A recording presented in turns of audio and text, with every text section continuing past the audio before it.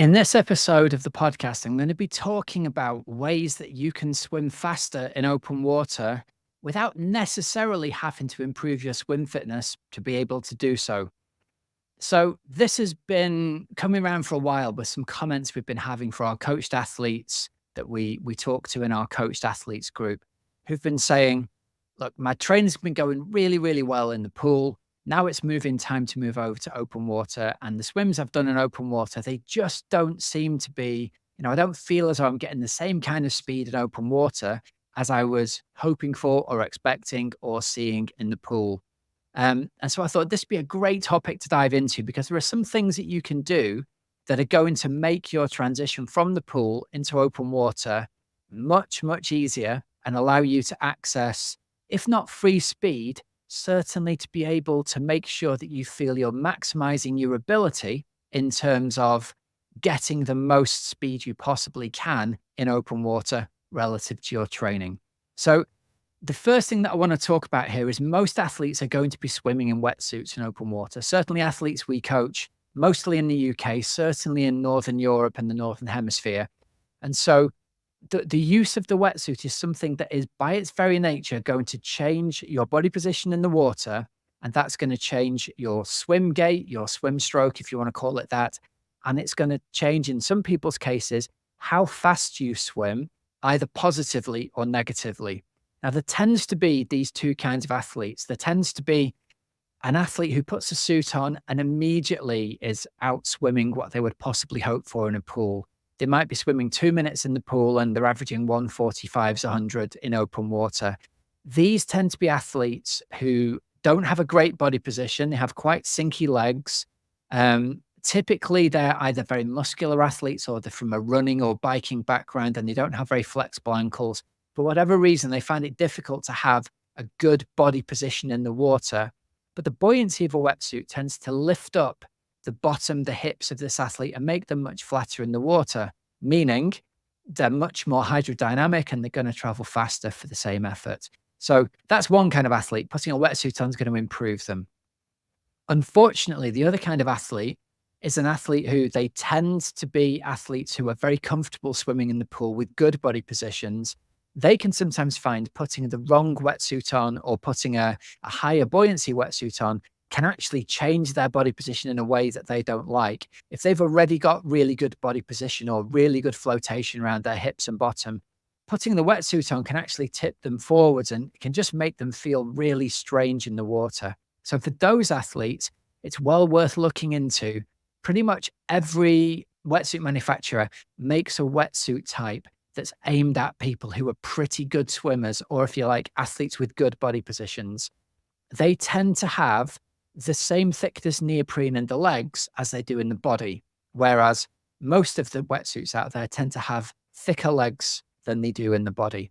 So you want to be looking for the kind of wetsuit that's got similar sort of thickness legs to the rest of the body, and that will help you feel much more comfortable in your wetsuit. Okay, so some drills and some tips we can give you then to help you feel better when you get into open water. The first thing that's probably going to happen in open water is you'll experience swimming through choppy water, swimming through some waves. If you're swimming in a lake, it's most likely going to be rolling chop that's blown up by the wind. If you're swimming in the sea, there's every chance you're going to have long distance traveled swell as well as wind chop to swim through. But regardless, it is not going to be the crystal clear flat water that you used to in a swimming pool. And on our training camp in Mallorca, we took some athletes out to swim. It looked like a relatively flat, calm day to the athletes from the shore. And when we talked to them before we went out and we asked them, they all said, yeah, nothing really to be concerned about. There's a little bit of chop rolling by, but it's all fine. It feels very different when you're in it than it looks when you're standing and watching it. And so even a foot or so of wind chop blowing across the water can make it really hard to sight things. So that's the first thing to think about. Swimming through chop is going to be different for your stroke, and it's also going to be harder for you to sight. So the first drill I think you can work on is an arm turnover drill. And to do that, I'll advise you to buy one of the little yellow stroke metronomes, or various different companies produce them these days. It's a little beeper that can go into your swim hat, and you can set that beeper to beep like a metronome in music. So you find the natural cadence of your swimming. And then when you go to swim in open water, I'd advise you to set that beeper to beep 1 or 2 beeps per minute faster than you would swim in the pool. And that increased arm turnover is going to be essential to helping you cut through the water and really helping you power through the chop. Again, the athletes who tend to struggle in open water when it's choppy tend to be those who tend towards overgliding. They think in their head they're a very smooth swimmer with a very long stroke and often quite a slow arm turnover. That tends to get doubly punished in open water when it's a bit choppy. So think about doing this drill in the pool, swimming with a little bit faster turnover than you would usually do. So you then have that in your arsenal, almost like as an extra gear when you swim in open water. And then even when you go to do your open water swims on the choppy days, consciously make use of this beeper and have it a couple of beeps per minute faster than you're used to so that you get used to that slightly increased arm turnover. The next drill that you can do in a pool that's really going to help your swimming in open water is the fist drill. And it's no more complicated than a normal swim stroke, but instead of having your palms out flat, you're going to make a fist with each hand. And the effect of this is that it takes away the feeling of the water on the palm of your hand. And it means you have to learn to sense the water with your forearm and really be aware of where the water is. And typically, it means we can get more of our arm into a position that pulls through the water. If we're just swimming with our palm all the time, we tend to only sense the water just with the palm of our hand. The third thing that I suggest that you practice in the pool to help in open water is learn to breathe just as comfortably to the left as you can to the right. And on a race day, again, if it's choppy, if there's chop coming towards your face from the side that you would be most comfortable breathing towards, you can simply turn your head away from the chop, and then that way you can breathe a lot more relaxed. But it is a skill that's going to need to be practiced in order for you to be able to get better at it so you can use it on a race day situation. The next tip I'm going to give you is to develop the skills of sighting in the pool so you can transfer them into open water. Now, some of this is by necessity going to need to be done in open water venues so you can use them on race day comfortably, but you can practice this partly when you're in the pool. When we're in the pool, we practice swimming with our face in, our head down. We don't ever look up at the end of the pool unless we've been told by a coach to do so. And yet when we move into open water, we're probably raising our head to look where we're going, probably every 6th stroke, I would say, at maximum. So if you haven't practiced this movement of the body of your head going up and back down again, it's no surprise you're going to find it really difficult come race day. So getting used to sighting simply by raising your head up, and do this in the middle of a length every time you go down, that can be a really good thing to do in the 4 weeks worth of swims before your first race of the season. Just mimic that idea of looking up. And one thing I sometimes do with our athletes is I put something on the end of the pool for them to sight onto. So maybe it's a kick buoy or a water bottle. It's just something so that when they look up, they have to look at it before they put their face back down in the water and carry on swimming. Because again, that's part of the skill of sighting on race day, is looking up, finding the thing you're looking for with your eyes, sometimes through misty goggles, and then going back to swimming again. So the sighting skill in the pool can be started like this. And then when you move into outdoor swimming, again, it's really good to get a useful idea of whether you tend to drift to the left or the right as you're swimming. If you can look at something, ideally, you'll have something on the bank lined up behind the buoy that you're swimming to. Get an idea of whether it's drifting one way or the other way relative to the buoy that you're looking at. And that'll give you an idea of whether you tend to drift left or right. Maybe even the wind or the chop is forcing you in one direction. But having that idea of something on the shore behind the buoy that's in line with it can be really, really useful to double check that you're swimming in a straight line. And again, if if there's a big tree, if there's a pylon, if you can see the finish chute in the background, even, I'm in France, you can sight on the dome on the top of the casino that's there as you're swimming back in towards the shore. Something really big on the shore is a lot easier to see than a buoy.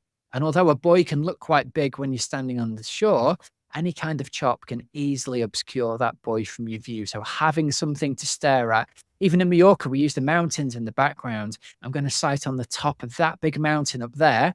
That's the thing I'm aiming for. And then that way, even if when you look up, you can't quite spot the buoy because of the chop, you still get a good idea of where you're headed for from looking at the mountain or looking at the forest or looking at the village in the distance on the shore. They can all be really, really good things that can help with your sighting. Because at the end of the day, you're only going to have a fast swim time if you can swim the course accurately. And if you're constantly drifting left or right, it's going to be no surprise that your swim time is a lot slower than you're expecting it to be. And in fact, it actually is if you're swimming longer than the course. And the last tip that I've got for you today is to practice drafting behind another swimmer whenever you get a chance. So if you can swim with another swimmer in the pool or another couple of swimmers, spend some of your swim sessions in the lead up to your race practicing swimming behind somebody on their feet. Practice swimming behind them on their hip. Practice the two swimmers, one either side, on a swimmer's hip. See if you can get used to some of the things that you can use on race day. And then if you get the chance to practice these with your swim partners in open water as well along the way, it can be really, really useful to go to your open water venue, agree to meet a friend or two, and take it in turns leading, drafting, following, sitting on the hip, just to see where you're comfortable and the effect it has on your swim time. And you'll find you can swim following a swimmer, probably swimming 15 to 20 seconds, 100 faster than you with no extra effort just by sitting behind them. And in a perfect world, you might not get somebody who's a faster swimmer than you towing you along, but you can definitely have somebody who's the same speed as you. You can drop in behind them and swim with almost no effort. You'll go no slower or faster than you would have done swimming on your own. But at the end of it, what you'll find is you get out feeling as though it's been a recovery swim and you're ready to go for the bike and the run. You've saved tons and tons of energy simply by letting somebody else do the work. So that's something to really practice in training and experience the fact that if you're swimming with someone who's well matched swim wise, sitting on their feet is going to feel almost effortless. Trying to swim around them might feel almost impossible. It can be very, very difficult to get around the swimmer who's the same speed as you. So if you learn this in training, you'll then learn you don't need to try and do this on race day. Just settle in, relax, sit behind a swimmer who's faster than you or the same speed as you and let them do all the work. Okay, then. That brings us to the end of this week's episode. So here are some discount codes and deals for you. Over at precisionfuelandhydration.com, use the code OXYGEN24 for 15% off your first electrolyte order. And over at teamoxygenaddict.com, I think we've got the most comprehensive triathlon coaching program for busy age groupers. If you've enjoyed what you've heard today and the advice has helped you out, well, great stuff. I hope that's helped put some of your fears at rest. And I know from some of the calls we've had, it's helping raise the right questions in the minds of people as to whether their current coaching relationship is working for them. If you're looking for a change or if you're looking for high quality proven coaching for Ironman or 70.3 triathlon this year, you can just check out the details of our coaching packages on our website at teamoxygenaddict.com. And then if you're interested, there's a link in the show notes below. You can join our waiting list and you'll be notified if a slot becomes available. And at that point, you'll have a chance to book a call with us and see if you'd be a good fit for joining the team. So although we don't have slots available at the moment, we'll make those call appointments available to people as and when we do have athletes who end their coaching packages during the season, if and when that happens. So remember, there's links in the show notes, so you don't have to remember them. Till next week, have a great, safe training and racing week. I'm Coach Rob Wilby, and you've been listening to the Oxygen Addict podcast. See ya.